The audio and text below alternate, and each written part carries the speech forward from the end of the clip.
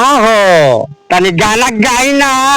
गाना सुनबो जी? चलो बर्दाश्त करी हो जा। ठीक बा ठीक बा।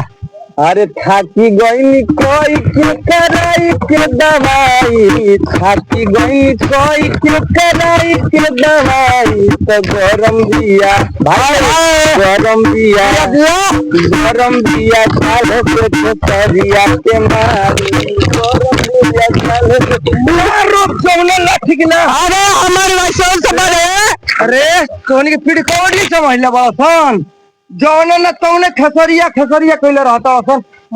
अरे ऐसा तू सुन हां हमार काहे ले कइले लासवान से और आई बहने नहीं लाइसेंस कैसे मत आराम पिछवाड़ा में कार में तो आई बसन और मत परमिट हम निकाल देबो वही नहीं। अरे ठीक है आज के बाद नहीं कुल गइला जा हमारा के पिड़काव तो जना मैं पिड़कावल हेराते तोहरे को नाम बा खेसरिया और के करबा रे के करबा हुबा गो उ तो टोला में लइका बा उ को ना भेजा हम बारी तो हमरे बा हमरे बगल में बा हमरे बगल में है लाठी हमारा के हम मार दम फाटी जीबो एकदम।